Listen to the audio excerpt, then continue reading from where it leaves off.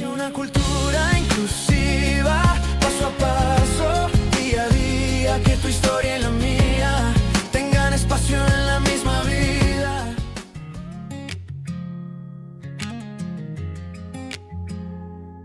Muy buenas tardes a todos y todas aquellos que nos acompañan en esta segunda oportunidad.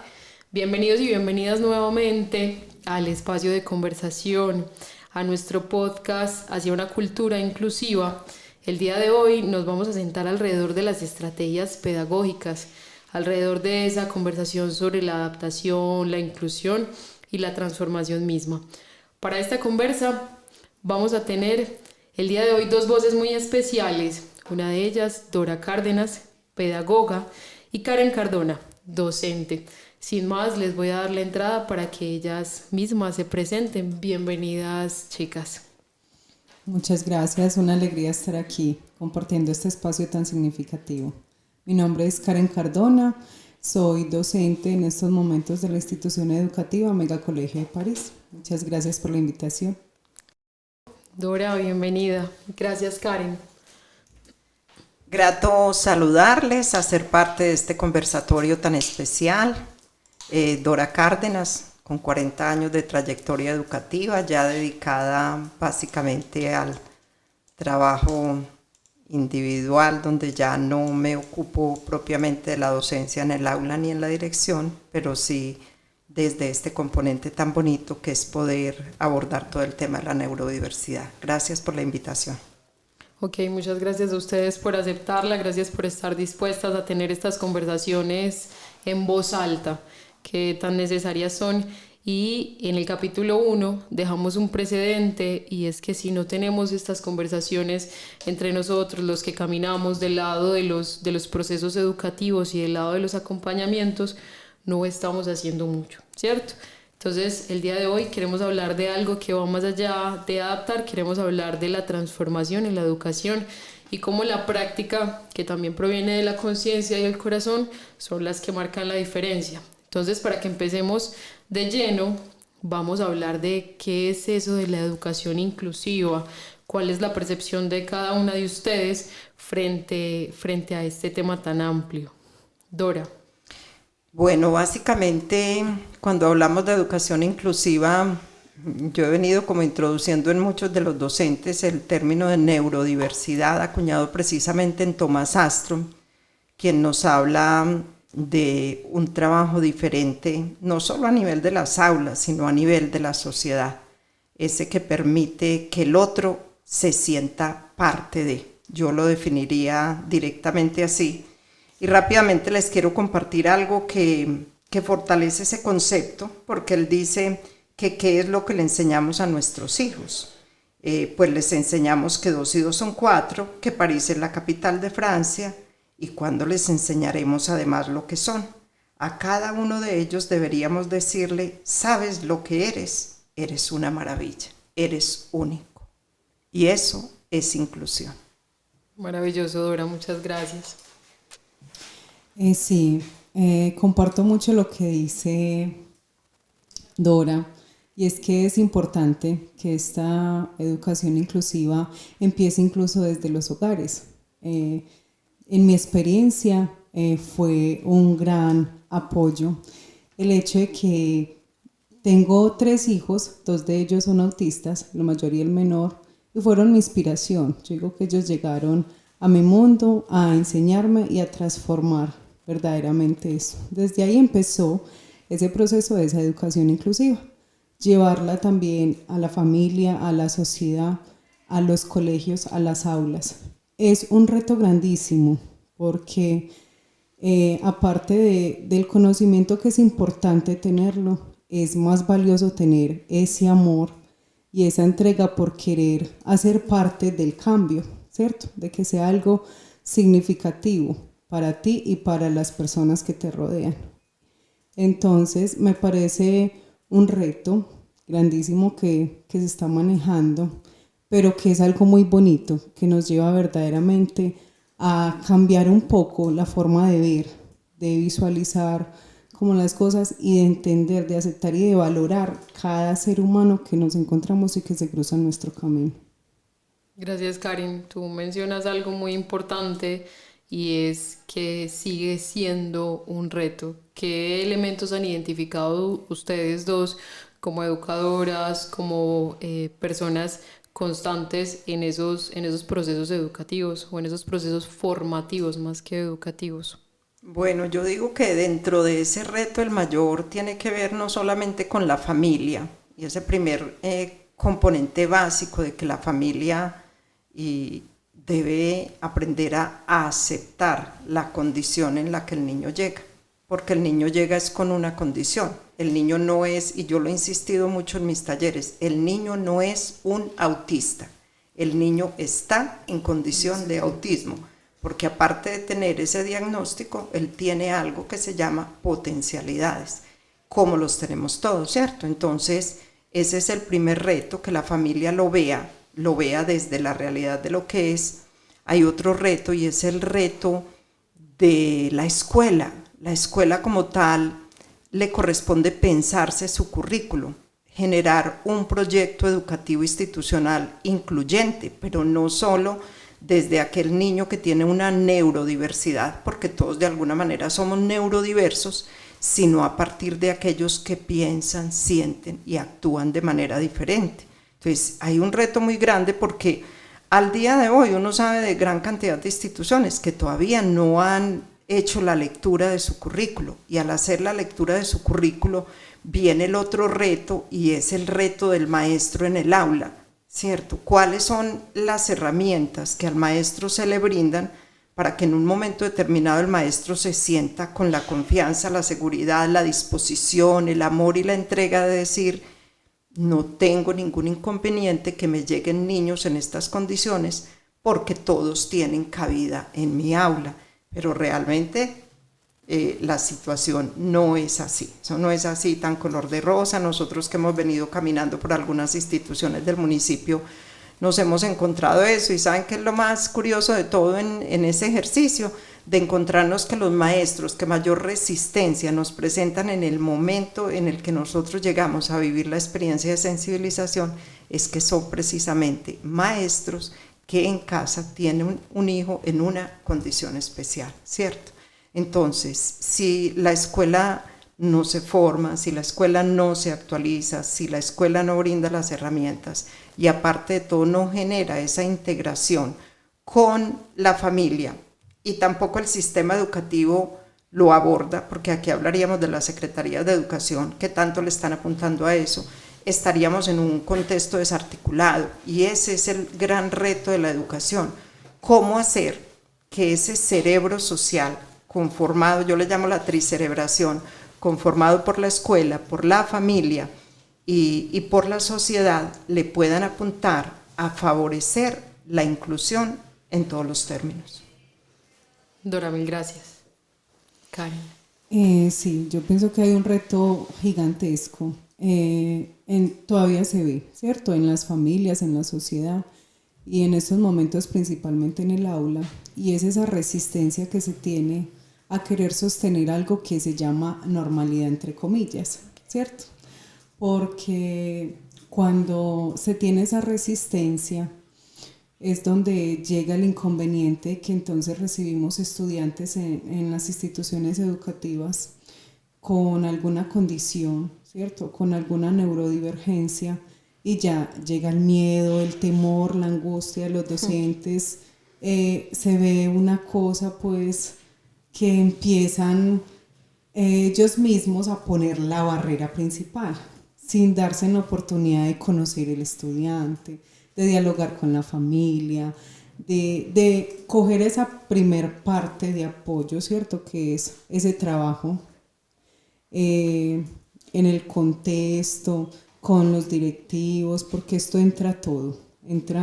La educación inclusiva entra todo, desde el portero que está en el ingreso a la institución educativa, las personas de servicios generales, los que hacen parte del restaurante escolar, todos los directivos, docentes, todo, incluso los mismos estudiantes, aunque pertenezcan a otros grados de la institución. Pero ese temor que se ve en los docentes, en los directivos, trasciende a estas otras personas, entonces es regarse ese temor y eso es un reto grandísimo, romper con esa resistencia. Pero cuando se ven las posibilidades de la apertura, que se empiezan a hacer como procesos de esa transición y esos diálogos asertivos con la familia, de dar la oportunidad de conocer lo valioso y el potencial de cada estudiante, se va logrando romper un poco como eso, pero yo pienso que es un reto gigantesco porque se dejan invadir del temor, de la resistencia, del es que no es una institución apta para ellos, entonces empezar a cerrar las puertas. Es un reto gigantesco, pero lo más bonito es que pienso que ya hay un poco más de apertura. Entonces es algo muy importante que se empieza de a poquiticos, pero ahí vamos. Bueno, Karen, tú hablabas de un tema muy, muy especial y es la resistencia al cambio por el miedo a que la idea de normalidad se rompa. Pero también mencionaban un concepto que para mí es completamente novedoso y es el cerebro social. Creo yo que hay una fuerza y una conciencia de las que no hemos sido totalmente responsables como colectivo. Y en esa medida venimos a hablar de esas formas más claras y aterrizadas también para ejercer esas estrategias. Hay algo que se llama el DUA. Ustedes nos van a explicar el día de hoy de qué se trata ese diseño universal para el aprendizaje y que de alguna forma puede ser uno de esos chips o una de esas conexiones que como cerebro social deberíamos como introyectar, ¿cierto? Como introyectar para poder luego dejar salir en el ejercicio de conciencia. Entonces, Dora, si nos quieres tú ilustrar para empezar con la idea de qué se trata el DUA. Bueno, primero partamos un poco de ese cerebro social. Este es un término que usa la doctora Ana Lucía Campos, que es una mujer peruana muy versada en el tema de la neurodiversidad y le ha apostado bastante a este tema, a este componente y realizar un acompañamiento pues a ese nivel. Y cuando ella nos habla de cerebro social, ella nos habla de algo muy bonito, de las neuronas espejo. Todos tenemos neuronas espejos y las neuronas espejos son las que nos permiten vernos en los otros, proyectarnos en los otros y aprender por imitación. Pues, ¿qué hace un cerebro social? Un cerebro social aprende por imitación. ¿En dónde aprende por imitación? En todos los contextos. ¿Cuáles son los primeros aprendizajes que nuestros niños tienen? Los primeros aprendizajes los tienen en casa. Lo que ven hacer a papá, lo que ven hacer a mamá, a los abuelitos, a la gente que llega de visita, y los niños son simplemente imitadores. Pero luego cuando salen a la calle, observan, imitan, y cuando llegan a la escuela, de igual forma. ¿Qué tiene que ver esto con el DUA? Mira, el DUA básicamente es un diseño universal de aprendizaje, y cuando hablamos de universal, lo hablamos desde el macrosistema que es la escuela. Y la escuela como sistema, pues lo que debe hacer es pensarse la educación desde los niños, desde los estudiantes con sus diferencias y no pensarse la educación para corresponder a un sueño educativo que esté desfasado de la realidad de los niños. Entonces, cuando hablamos de ese DUA, es muy importante y, por ejemplo, en los momentos en que nosotros lo compartimos, que nos da como esa pasión poder decírselos a ellos, y es, venga, que usted no va a organizar la estructura curricular únicamente para estos niños o los va a tener allá esperando a un lado. Espérese, usted hágase allá mientras yo le explico a todo el grupo qué es lo que vamos a hacer, sino que usted se lo piensa, por decir algo, como si todos estuvieran en condición de autismo. ¿Y qué es lo básico dentro del diseño universal para el aprendizaje? La anticipación. Y a quien no le gusta en la vida, que le anticipen.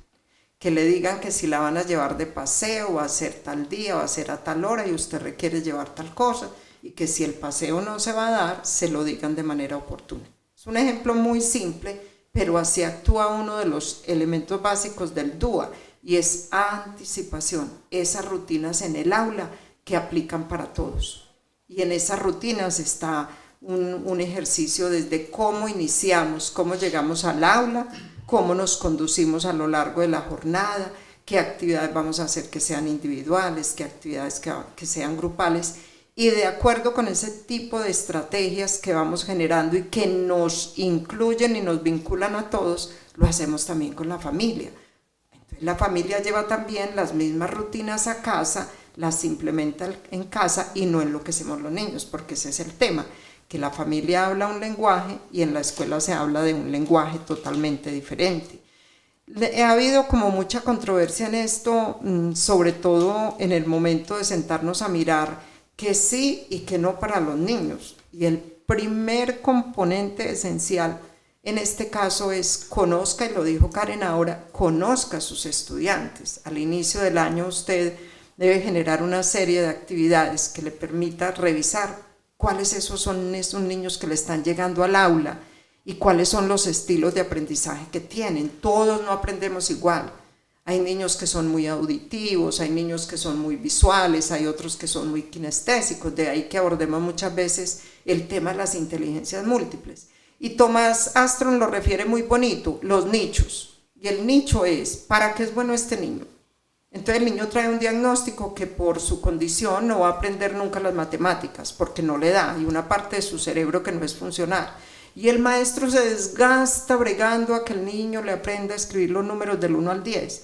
Y se desgasta porque resulta que él no se los sabe escribir, pero los ve, pero los identifica, pero sabe contar, pero no sabe escribir, ¿cierto? Entonces, ¿cómo desde ese diseño universal para el aprendizaje podemos identificar cuál es el tipo de niño que tenemos en el aula, cuáles son sus potencialidades y a partir de ahí permitir desde las inteligencias múltiples que el niño pueda estar dentro del aula y desarrollar las actividades que se proponen desde el ritmo que él tiene, desde las capacidades que tiene y poder cumplir así los propósitos de aprendizaje que se han fijado. En este aspecto tenemos una maga y yo siempre les digo maga a los maestros, y es la maga Karen, porque Karen ya lo vive, o sea, yo puedo vivirlo desde la orientación pedagógica como directiva docente, pero Karen lo vive ya profundamente en el día a día, en el aula, así que le cedo la palabra a Karen. Ok, gracias Dora. Y algo muy valioso que tú nombras aquí, quisiera saber Karen cómo lo vive, pues porque más allá de ser un diseño o de ser una herramienta estratégica, esto es una mirada, es una forma también de experimentar el mundo a través del lugar que tú ocupas, Karen, como docente, como formadora. Bueno, esto es algo mágico, como decía Dorita, con esa inspiración de maga. Es algo muy bonito porque es uno verdaderamente valorar cada uno de sus estudiantes desde sus diferencias, pero también desde sus potencialidades. Entonces en el aula es importantísimo conocer cada uno de estos estudiantes que tenemos, de estas personitas que nos llegan, ¿cierto? Cada una con sus anhelos, con sus deseos, con sus temores, con sus cualidades, con sus diferencias, y aprender y enseñarle a los demás niños también a valorar cada una de estas cosas. Yo tengo una rutina clara y estructurada en el aula y eso es indispensable, ¿cierto? Entonces siempre les anticipo a ellos y desde la parte visual, porque lo que nos explicaba ahorita, y es que no todos aprenden de la misma manera.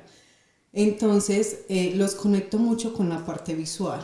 Entonces la rutina del día siempre está estructurada en el cartel de forma visual y a medida que está la parte visual se les va explicando también, ¿cierto? Entonces hay una rutina siempre de saludo donde todos nos vinculamos en ese saludo, donde empezamos esa parte también como del contacto físico, como de empezar a dejar de pronto un poquito ese temor, ese de que es que vamos a llegar al aula simplemente es a sentarnos en un pupitre, a trabajar, a escribir en una materia específica.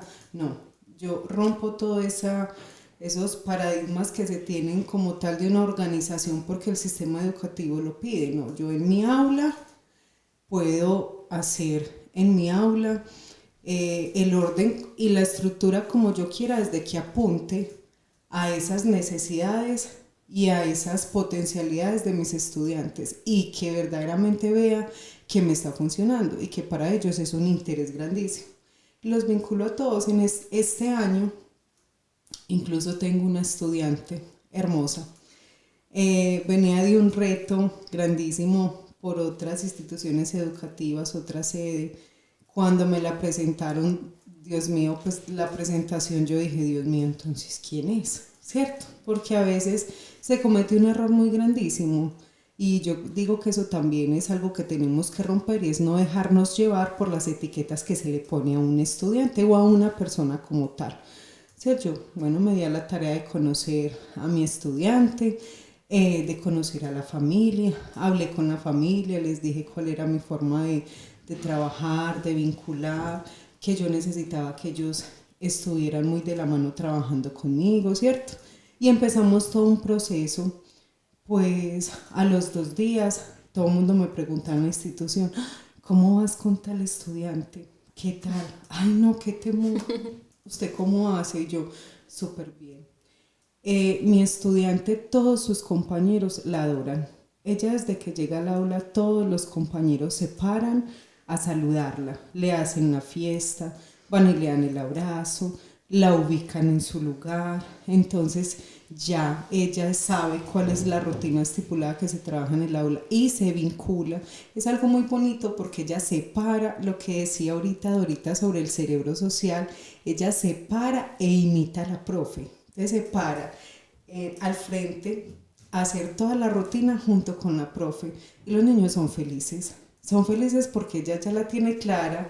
Yo incluso le digo a ella, sí, Samantha, es que tú eres quien me vas a ayudar. Y empezamos como todo ese proceso. Entonces es algo muy bonito porque es verdaderamente valorar cada uno de los estudiantes, conocerlos, ¿cierto? Y generar las estrategias con la familia, porque a veces también pasa eso. Otras familias que entonces empiezan también con esa resistencia de, pero es que ¿por qué en el aula debe estar tal estudiante? Y entonces se vuelven también la barrera. Entonces yo lo que hago es vincularlos a todos. Entonces en la primera reunión o asamblea con los padres de familia les cuento, pasa esto, la rutina es esta y aquí somos todos coayudadores, coequiperos. Ustedes, los niños, yo como docente, todos. Los directivos en el colegio se sabe que se debe vincular todo, incluso la primera estrategia que formulé fue que los niños, cada uno de los niños, con el apoyo de las familias debía generar una cartelera de sus hábitos y rutinas que ellos realizaban desde el momento en que se levantaban hasta que se acostaban, incluyendo la parte escolar. Y que ese iba a ser el primer trabajo de exposición en el aula, que niños que de pronto sintieran un poco de temor para hacerlo, se iba a permitir el acompañamiento del padre de familia o un acudiente que le acompañara para hacer ese proceso, pero que era importante que empezáramos a conocer esa rutina de cada niño. Y la segunda actividad es el del personaje favorito, ¿cierto? Y el personaje favorito es cada uno de los estudiantes, pero darle a conocer a los demás compañeros qué le gusta, qué le disgusta, cuáles son sus anhelos, cuáles son sus sueños, ¿cierto? Su color favorito, su comida favorita, ¿cierto? Entonces, conocer y de esa forma conocernos todos y logramos hacer los acuerdos de clase entre todos teniendo en cuenta esas potencialidades, esas diferencias, esos gustos, esos deseos. Entonces, incluso en la parte del ruido, que algunos estudiantes, yo les decía a todos los niños, no hay necesidad de estar en la condición de autismo para molestarnos el ruido, no es necesario, porque cuando hay un lugar donde hay mucho ruido y yo me quiero concentrar para hacer una actividad, a mí también me molesta, ¿cierto? Hay compañeros que entonces les puede dar dolor de cabeza, otros compañeros que se pueden dispersar muy fácil porque tengan también de pronto el déficit de atención o sin necesidad de tener nada, pero definitivamente hay lugares en los que es necesario colaborar para mí mismo y colaborar con los demás. Y logramos, después de conocer todas estas diferencias entre todos, hacer los acuerdos para favorecernos a todos. Entonces es algo muy bonito que se logra desde las aulas, pero cuando verdaderamente dejamos a un lado el temor, ¿cierto? Y nos proponemos verdaderamente hacer esto con amor, con el alma, ¿cierto? Con la entrega de querer marcar significativamente la vida de nuestros estudiantes. Qué importante eso, Karen, que nombras, Dora. Cuando la escucho hablar empiezo a recrearme en mis épocas de coordinadora de un colegio en Don Matías, donde creamos toda la estrategia de la magia, y me viene acá el tema de los ambientes de aprendizaje, que también necesariamente requieren transformarse. ¿Transformarse para qué? Para generar la inclusión. Entonces prima eso que ella está manifestando y cómo también el aula se organiza en pequeños equipos de aprendizaje, donde se cuentan con los líderes y con todos los niños que hacen parte de un equipo específico con unas funciones puntuales para el tema ya del desarrollo del currículo, porque el currículo no podría seguir siendo esas lecciones aprendidas en tiza y tablero, sino ese uso de las diferentes herramientas, estrategias tecnológicas, todo con lo que la escuela cuenta, la biblioteca, material de desecho, convertir las aulas verdaderamente en unos laboratorios de construcción educativa, donde lo tradicional pues va a tener elementos importantes, porque no nos podemos negar que hay elementos básicos de la educación tradicional que no podrían desaparecer. Sin embargo, yo pienso que cuando convertimos esos ambientes de aprendizaje en ambientes agradables, yo en las capacitaciones que les he dado, que me disfrazo de maga, que voy les digo que la caja mágica, que la varita, que no sé qué, que la locioncita o la pócima, porque es una forma de llegar a los niños, y no es que nos tengamos que convertir en unos payasos, sino cómo lograr mantener la atención de ellos y que realmente el niño sienta que mañana yo voy a volver a la escuela y quién sabe mi profe que tendrá o mis compañeritos que tendrán. Entonces esa parte de los ambientes de aprendizaje es también fundamental, porque aún yo todavía observo instituciones donde las sillas están colocadas de la misma forma que las colocaban cuando yo estudié, y tengo ya un montoncito de años, ¿cierto? Entonces es como nosotros también somos sujetos de esa transformación educativa dentro de las diferentes dinámicas que vamos estableciendo en las aulas, y cómo empoderamos a los niños, porque es que los niños son los dueños del aprendizaje. El niño nos dice qué quiere, qué más quiere, qué le hace falta, hasta dónde puede llegar, y si el maestro del aula aprende a verlo desde ahí, pues va a poder conducirse mucho mejor en esa parte del desarrollo del currículo. Y otro elemento muy importante, sobre todo con estos niños que tenemos en las aulas con diagnóstico, es cómo va a conversar la escuela con los especialistas que nos envían los diagnósticos. O sea, a veces nos envían unos diagnósticos, los miramos, el maestro los revisó, tiene tantos niños en el aula, otro más con diagnóstico, eche para allá, y quién lo mira, quién lo acompaña, quién lo comprende. Sin embargo, si logramos mantener como esa unidad y esa comunicación, incluyendo a las familias, yo pienso que le haríamos la vida más agradable, no solamente a los niños que están en una condición de neurodiversidad especial, sino también a todo el conjunto del grupo en general, porque eso hace, por ejemplo, sobre todo con esos niños que tenemos, por ejemplo, los casos de los niños que están en oposicionismo desafiante, o sea, cómo yo logro explicarle a mis niños que el cerebro, y esa fue una de las actividades que mis amadas compañeras hicieron, y es: el cerebro de este niño funciona así y el de este otro funciona así, y por eso requiere aprender de una manera diferente. Entonces, ¿cómo explicárselo de una manera tan clara, tan solidaria y tan compasiva que los niños vean al otro como un igual?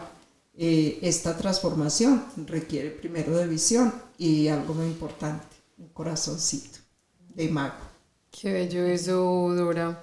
Y me parece muy importante porque las dos apelan a algo que es una mirada integral.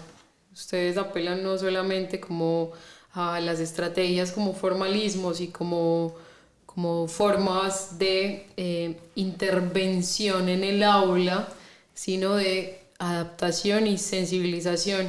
Y ese es el punto que quisiera que las dos, ya sea en el orden que ustedes quieran, me hablen un poquito de dos cosas que me quedaron sonando mucho. Una de ellas es cómo esta práctica hacia lo sensible que ustedes ejercen desde cada uno de sus lugares logra verse reflejada en la familia o en la dimensión familiar, porque aquí hay algo muy importante, y es que tú dices que los niños son gestores también dentro del espacio de aprendizaje y dentro del espacio de la enseñanza. Ellos terminan siendo reeducadores de sus padres. Entonces, ¿cómo ven ustedes ahí esa relación entre lo que sucede en el aula y lo que se transforma en las familias, por un lado? Y por el otro, tú acabas de nombrar un caso de don Matías, y yo pensaba en el megacolegio y pensaba en esa oposición entre la urbanidad y la ruralidad. ¿Cómo se pueden llegar con estas miradas o con estas apuestas a esos dos lugares tan distintos entre sí? Primero por las herramientas que contamos con uno y otro lugar. Entonces, en el orden que ustedes quieran, las escuchamos. Si quieren empezar por la familia o por la oposición entre lo rural y lo urbano. Bueno, iniciemos por la familia. Bueno, ahora dentro de las múltiples actividades en las que me ocupo, estoy con todo el tema arte terapéutico, ¿cierto? Entonces, la escuela o las familias me pasan los niños con ciertas condiciones porque no se los aguantan en el aula. Entonces, a ver si a través de la arte terapia yo puedo lograr que se los aguanten, ¿cierto? Ese es el discurso con el que llegan. Entonces, lo primero es que, bueno, este sería un tema para otro podcast, ¿cierto? Lo primero es que detrás de cada niño en una condición específica hay una mamá, hay un origen, hay una historia, hay una gestación, hay un transgeneracional, y que si no escuchamos primero y atendemos primero la historia de mamá, difícilmente vamos a poder comprender ese niño que está inestable y que nos está gritando que requiere ser escuchado. Entonces, la familia como tal debe articularse con la escuela. Deben sentarse a conversar. Desde ese acto de sinceridad, profe, yo vengo con este niño que me lo han sacado de más de tantos colegios y vengo a que me den la posibilidad de que aquí me lo tengan. Y yo lo voy a decir porque yo tengo un chico, un hijo, que es brillante. Mi hijo pasó por 14 colegios y finalmente terminó graduándose en el ICFES. ¿Por qué? Porque no encontró eco. Y nosotros como familia, pese a haber sido yo pues en los últimos colegios donde estuvo, que tuve la posibilidad de ser secretaria de educación en un lugar y no haber tenido las herramientas como pedagoga de convencer a la institución educativa cuáles son las formas en que la escuela, la familia y la sociedad ha de conversar para entender ese niño que aprende diferente, y los traumas que generamos son demasiado grandes. Entonces aquí hay un tema que es escuela de padres o escuelas de familias. Aquí hay un tema, y es que el maestro como tal emprende un proyecto de grupo, pero no es el proyecto de grupo con los niños, es el proyecto de familia, y en familia construimos desde la escuela. Las actividades se construyen en familia, los encuentros, los eventos, los actos cívicos, cada cosa que se vive a nivel de la institución, ahí están las familias acompañando, apoyando, aplaudiendo, animando al niño para que haga parte. Si no las incluimos, porque también uno conoce instituciones educativas donde no está permitido el ingreso de los papás más que cuando hay entrega de notas o un evento ya especial, pero eso de tener papás en el aula no. Y resulta que esta nueva educación nos está diciendo, somos un sistema integrado. Yo lo hablé mucho cuando voy a nombrarlo, secretaria de Educación del municipio de Santa Rosa de Osos, con un tema que se generó frente a la neurona educativa. ¿Cierto? La neurona educativa que conecta la neurona de Karen con la mía, con la de Yari, con la tuya. Y si no nos vemos desde ahí, desde lo que tiene nuestra corporación Inclusión Sin Límites, que es toda esa conexión, una red de amor infinito.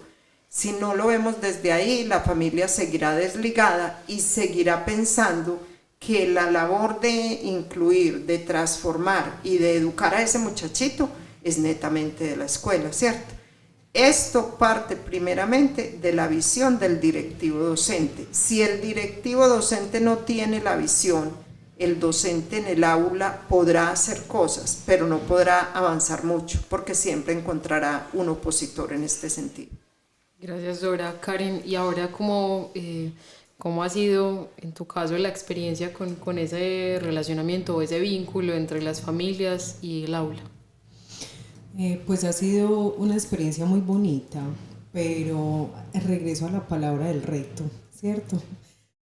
Bueno, que es algo muy valioso y que debemos tener muy en cuenta, y es la corresponsabilidad, ¿cierto? Trabajar en pro de que esa corresponsabilidad verdaderamente se cumpla. Entonces, es algo que, gracias a Dios, desde los directivos de la institución se ha hecho pues como la apertura y llevar las familias al aula, de que las familias también entiendan lo importante de vincularse a ese mundo de los niños, y que las necesidades que los niños expresan muchas veces también es por esos faltantes que hay en el hogar, ¿cierto? Entonces, empezar a vincular todos estos procesos ha sido algo muy positivo, pero que vuelvo y retomo la palabra del reto, porque para muchas familias es algo muy difícil, y más porque en el día a día que se tiene, que los tiempos, que las ocupaciones, que el trabajo, ¿cierto? Entonces, esa parte verdaderamente de familia se está perdiendo.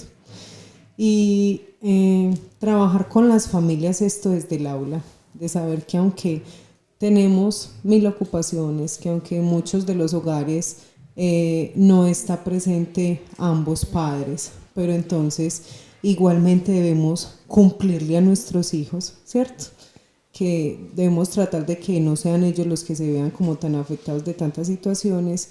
Entonces, entender que aunque de pronto la cantidad no esté, la calidad sí puede ser. Entonces, se han hecho varias actividades en la Asamblea de Padres, donde se da a conocer como toda esta importancia de poder tener en cuenta esas voces de los niños, de no creer que porque es que no son niños y pues, es que es porque no, quieres molestar, quieres llamar la atención, que es un término que no, es que es muy hiperactivo, es que no se quiere quedar quieto, es que son términos que se utilizan mucho, ¿cierto? Pero entender de que verdaderamente esas voces de los niños nos están llamando a gritos, qué es lo que necesitan, qué es lo que ellos quieren, qué es lo que piden. Y entonces ese trabajo articulado de familia, institución educativa es vital para lograr todos esos procesos. Incluso a mí me marcó muchísimo como tal una familia de uno de mis estudiantes el año pasado, un niño que disperso todo el tiempo, él era, quería lo que él fuera, lo que él dijera, pasar por encima de todos, ¿cierto? Incluso no cumplir la norma, nada. Y con mucho amor, yo empecé a trabajarle, entonces él me decía, ¿y por qué me mira? Yo, es que yo te amo tanto. Y yo le decía esa palabra y el niño como que... Y entonces una vez, cuando cometió algo indebido en el aula, le llamé la atención y me dijo, te voy a matar. Un niño de primero. Wow. No me diga eso, que te voy a matar. A mí eso me marcó tanto, pero yo le dije, amor, ¿y por qué? Yo como te amo, venga, yo le doy un abrazo. Y él ponía una resistencia total. Pero cuando ya permitió ese acercamiento, me di cuenta que verdaderamente el niño, con esa caparazón que estaba poniendo, con esa dureza, estaba mostrando tantas cosas que estaban sucediendo en casa y que era una necesidad grandísima. Entonces el llamar la atención de él era de esa manera. Pero cuando todo empezó a transformarse y con los compañeros empezamos un proceso de cambiar lo que él hacía por cosas bonitas, de que él sintiera que sí existía, de que hacía parte del lugar, de que lo queríamos, de que estaba el abrazo, de que anhelábamos que él llegara, de transformarle ese mundo. No, eso fue una transformación gigantesca. Y en estos momentos es de los más amorosos que hay en el aula. ¡Wow! Qué hermosa historia, Karen. Y qué lindo eso, porque nombras algo que justamente de lo que había tomado nota, y es que cómo cambia un niño cuando se siente visto, ¿cierto? Sí. cómo cambia su percepción del mundo, cómo cambia su forma de habitar el mundo y de habitar a los demás, porque ya no se siente como si fuera otro, sino que se siente parte de nosotros. Y eso viene mucho al tema de lo que ustedes están hablando, y es como romper un poco esa barrera del temor a lo diferente. Pues más que el temor, la resistencia a la diferencia.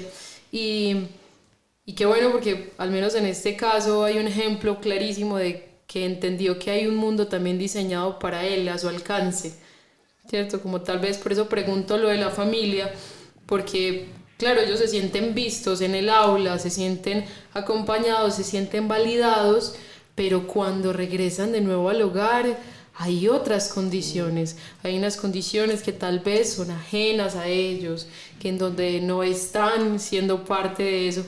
Entonces ilustraste por completo la idea que tenía en mente, porque era eso. ¿Qué pasa cuando se sienten vistos? ¿Qué pasa cuando entienden que no son ajenos al mundo, sino que son parte del mundo? Y qué lindo eso. Y ahora sí, podemos tomar el tema de la ruralidad, del urbano, sobre todo tú que estás en el Megacolegio, ¿cierto? El Megacolegio de París. Un colegio de esas dimensiones, con las condiciones que tienen estas instituciones educativas. ¿Cuál es esa distancia y también en qué difieren los retos que hay entre este espacio y un espacio como el que nombraba ahora Dorita, de la ruralidad? Porque, por ejemplo, yo nací en condiciones pues, rurales, en el campo, y claro, cuando voy a la ciudad había un mundo de oportunidades diferente, pero aún así fue completamente difícil. Entonces, quiero como saber eso, porque uno en su memoria infantil lo tiene fresquito, pero en estos casos ustedes como educadoras, ¿cómo perciben eso que los niños también sienten un montón? Pues bueno, yo digo que aunque es un mundo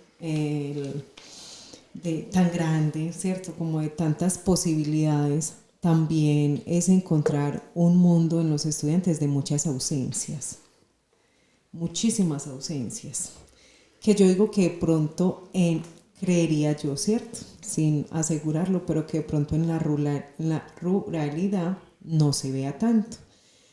Pero sí son más fácil entregados, ¿cierto? A las tecnologías, a la soledad,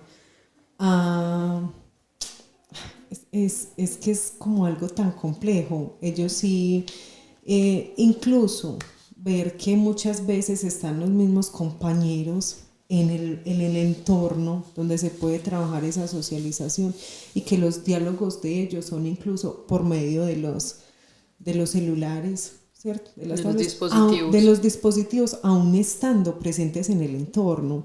Entonces me parece que es algo de pensarnos, de mirar de pronto como desde el poder hacer, como también transformar, porque sí, es un mundo de muchas posibilidades, pero vuelvo y lo repito, yo lo he sentido que es de muchas ausencias. Claro. ¿Qué tienes frente a esa percepción, Dorita? Tengo como varias percepciones. Voy a hablarlo desde la parte pedagógica, ruralidad, educación flexible, modelos de aprendizaje flexibles, escuela nueva como un modelo de aprendizaje, donde un maestro en el aula tiene los niños desde preescolar hasta quinto de primaria, y debe ser el mago de la inclusión, el mago de la pedagogía y el mago de todo para poder atenderlos a todos a la vez, solo que ahí funciona toda esta dinámica de lo que son los trabajos, los equipos colaborativos de aprendizaje, la ambientación en el aula, porque se tienen espacios libres, espacios abiertos para la creación. Yo siento que ha evolucionado mucho. A veces nos quedamos con los conceptos de lo que era una educación rural, pero cuando vino todo este tema de la Ley General de Educación y todo el tema de la 715 y todo el tema de la fusión de las instituciones educativas, donde a un rector le entregaron una cantidad de centros educativos rurales para su dirección y se empezó a pensar la escuela de una manera diferente, pues uno se ha encontrado con unas experiencias muy bonitas. También cuando tuve la posibilidad de ser por un tiempo secretaria de Educación en Don Matías y también asesora pedagógica el año antepasado, es visitar, digámoslo así, la ruralidad y encontrarnos con las prácticas que aquí en el casco urbano desconocemos y que son súper valiosas, y que uno dice el valor de lo propio, el valor del entorno, el valor de lo nuestro, el valor de la integración comunitaria. Aquí estamos más cerrados, a pesar de que los colegios también se han ido modernizando, pero encontramos que hay unos grandes desniveles en el tema del desarrollo educativo de los diferentes procesos. Entonces, a veces la escuela no conversa, y ahí es pues donde yo digo, desde mi experiencia en los años que estuve secretaria de Educación, yo diría, esa dinamización de la escuela tendría que partir primero de la cabeza, o sea, ¿qué está pensando la cabeza? Y la cabeza es un secretario de Educación que llega por un periodo de 4 años, venga, usted cómo se visualiza la escuela y cómo quisiera ayudar a esa transformación para lo social con la integración de todos los agentes educativos, ¿cierto? Porque si no lo conversamos desde ahí, aquí vienen unas cosas muy profundas, que es el tema de los recursos que se invierten para todos los aprendizajes diversos que hay en el aula, las dotaciones, y también lo que implica la formación de los maestros, ¿cierto? Hacia dónde le apunta. Entonces esa brecha entre la ruralidad y lo urbano vincula muchos actores sociales.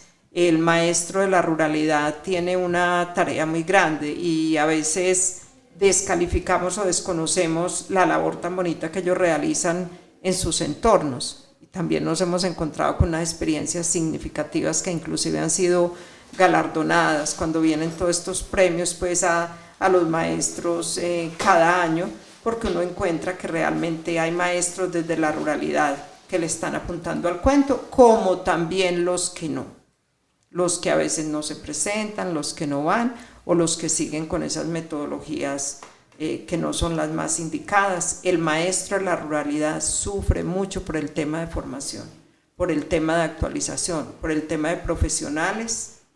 Aquí, no sé cómo esté pues en el municipio de Bello, ya me desligué mucho de eso, pero aquí ese tema de formación es muy necesaria, y ese acompañamiento para la transformación de la escuela, pero en la distribución muchas veces de los recursos en 4 años no alcanzan a pasar por todos, y ya llega un nuevo secretario de turno, entonces todo se está cambiando. Así que esta transformación de la que venimos hablando, de la escuela, de una escuela inclusiva, de una escuela que abra las puertas para todos, de una escuela que sea transformadora, tiene que darse precisamente a través de la integración de los diferentes entes. Y hay un tema muy, muy importante con todo esto que hemos venido hablando, que hablamos de la generalidad de un DUA, pero un DUA no puede ir desarticulado de un PIAR, y que eso sería otro tema para tratar más adelante, que son los planes integrales de aprendizaje razonables, o sea, qué es realmente lo que mi niño en esta condición puede aprender, y qué es lo que no me va a aprender, para saber desde dónde, porque la concepción es que muchas veces se dice que entonces los niños, como tienen una condición especial, se les regala. No, también pueden decir que no fueron promovidos al grado siguiente, porque aún de lo mínimo que podía dar no lo dio, ¿cierto? Entonces sería un tema muy especial. Lo que pasa es que la pregunta sería, ¿qué tan formados están los maestros de nuestros municipios en torno a todo esto de proceso, ¿cierto? ¿Qué tanto realmente nos hemos apropiado de lo que dice la legislación y lo hemos hecho palabra en comunidad? ¿Y qué tanto realmente nos estamos pensando en una escuela verdaderamente incluyente? Hace rato, cuando fui rectora de uno de los colegios de acá de Bello, hablábamos de lo mismo y el tema sigue siendo el mismo, y creo que seguirá siendo el mismo por mucho tiempo. Y que estas también son ventanas de oportunidades de diálogo, que el hecho de que ustedes estén aquí el día de hoy tampoco es gratuito, viene siendo producto precisamente de la acumulación de esas responsabilidades, y no solamente como docentes, sino también como partes de ese cerebro social. Esa expresión me gustó mucho, gracias por haberla traído el día de hoy. Y de verdad tienes razón, hay unas Hay unas deudas que tenemos no solamente con nuestros niños en general, sino con los niños y niñas que se encuentran en los espectros de la neurodiversidad. Entonces, ustedes son una ventana precisamente a eso, a esas miradas, y no solamente a las miradas de lo estratégico y lo formal, sino también de lo sensible. Y me atrevo a decir de cómo deben hacerse las cosas, cómo deberían hacerse las cosas. Entonces, para cerrar este espacio el día de hoy, quisiera que cada una me regalara, más que una invitación, como una reflexión a quienes las estarán escuchando, quienes nos están escuchando, no solamente en el lugar de la docencia, sino también desde cualquiera de las labores que desempeñen. Por ejemplo, si las van a escuchar bibliotecarios como yo, ¿qué pueden ofrecerles ustedes como consejo, como reflexión, como invitación desde ese sitio y desde lo que conversamos el día de hoy? Karen. Bueno, antes de cerrar con la reflexión, quería mencionar de una estrategia muy valiosa que realicé desde el aula desde el año pasado, y es que sacamos unas medallas y trabajamos el tema de los capitanes por la inclusión. Entonces, cada una de las medallas tiene un valor específico. Entonces está el amor, la tolerancia, el respeto, la empatía, la aceptación, la cooperación, ¿cierto? Entonces, con esta estrategia, lo que hicimos fue empezar, como dice, incluir no es adaptar a uno, es transformar a todos, ¿cierto? Entonces, esta estrategia de las medallas de los capitanes por la inclusión rota semanalmente. Entonces, el primer día de la semana se entregan las medallas a unos niños específicamente. Ellos saben por qué se la ganan, ¿cierto? Entonces, es tan importante tenerlos a ellos en cuenta porque ellos empiezan a querer siempre hacer las cosas bien, trabajar en pro por el otro, por cooperar, para ganarse la capitanía. Entonces, durante toda la semana se trabaja, desde el aula se trabaja mucho ese trabajo cooperativo, ¿cierto? Entonces, no son los estudiantes solitos, sino que yo les digo a ellos, cada uno tenemos capacidades, potencialidades que de pronto a un compañero le hace un poco de falta, pero él tiene algo que a mí también me hace falta y me puede ayudar. Entonces, si trabajamos cooperativamente, vamos a sacar esto adelante, porque cada quien necesitamos del otro. Entonces, al finalizar los viernes, siempre se evalúa al final de la jornada, ¿cierto? Y al finalizar el viernes, ese mismo niño que tiene la capitanía tiene la tarea de mirar a cuál compañero le va a entregar su capitanía para seguir la semana siguiente.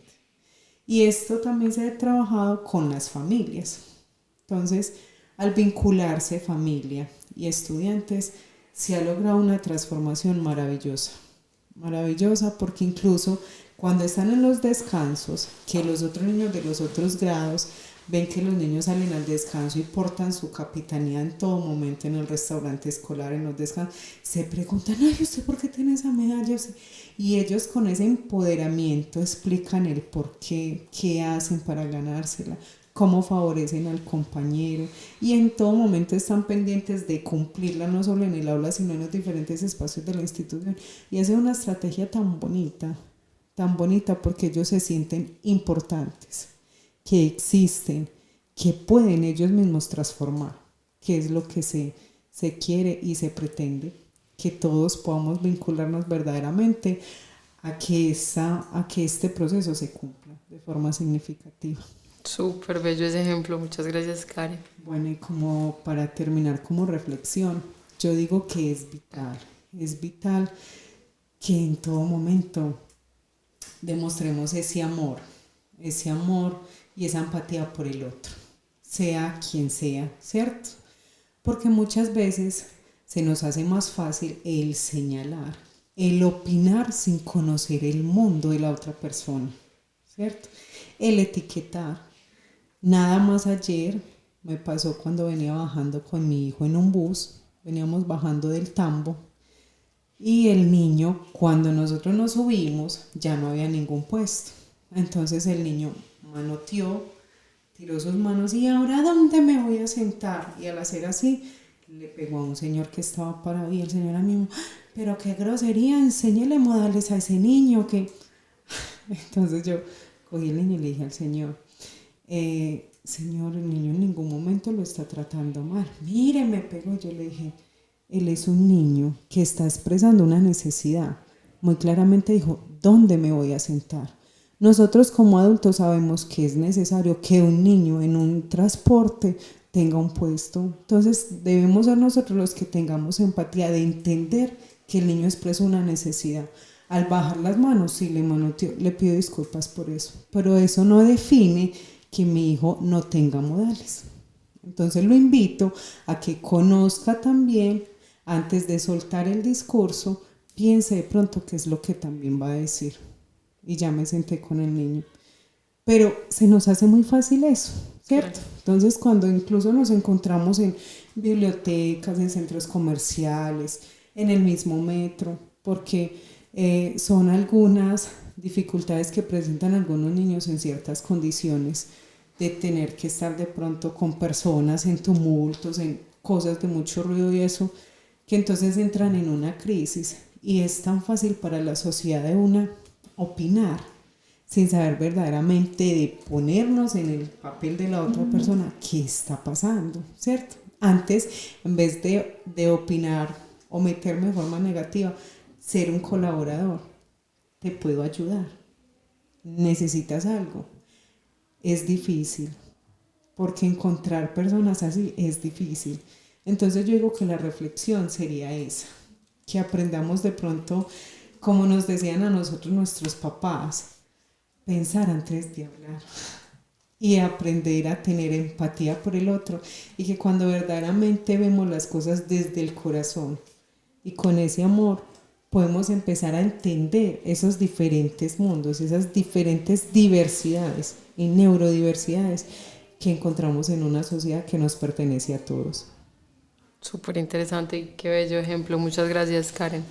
Gracias a ti. Muy bien, primeramente gracias por el espacio. No se queda cortico porque quisiera hablar de todo lo que hay y de todo lo que podría aportar al contexto. Pero más que eso es dejarle la reflexión del servicio con amor y compasión. Que cada uno se piense desde ese lugar donde está cumpliendo un rol específico, qué lo llevó a ese lugar y qué es lo que le motiva para estar ahí. Porque de lo que tú digas en tus actitudes, en tus expresiones, en toda tu forma de comportarte, estás hablando de una organización que tiene una cultura, que tiene unos valores, y estás hablando primeramente de ti mismo.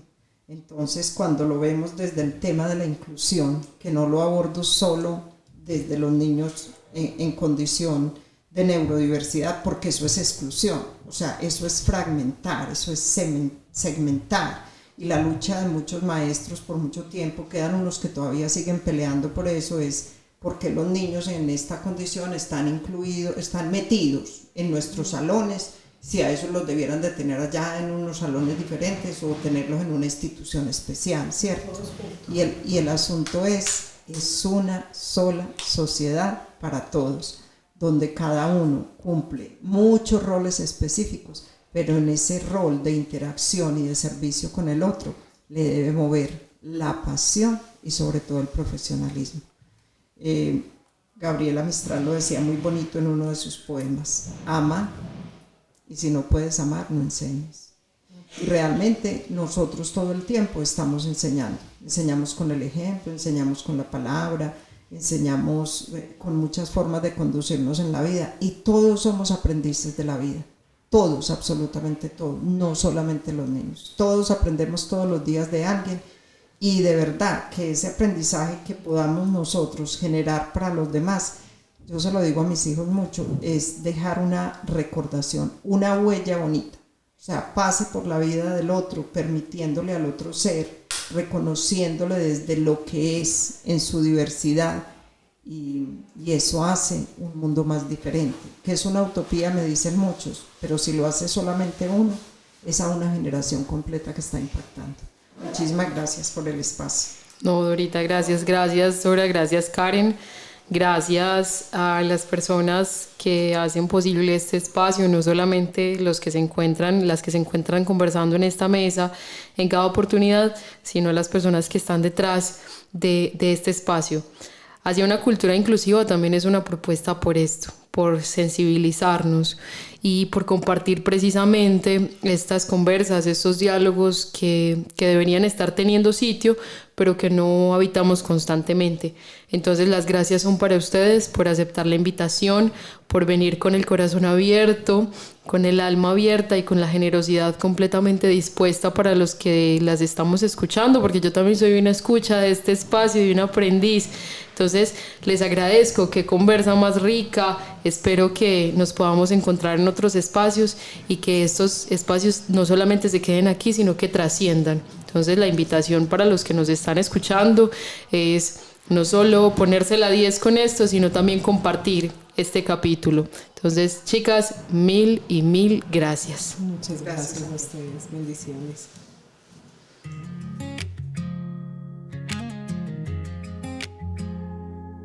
Hacia una cultura inclusiva.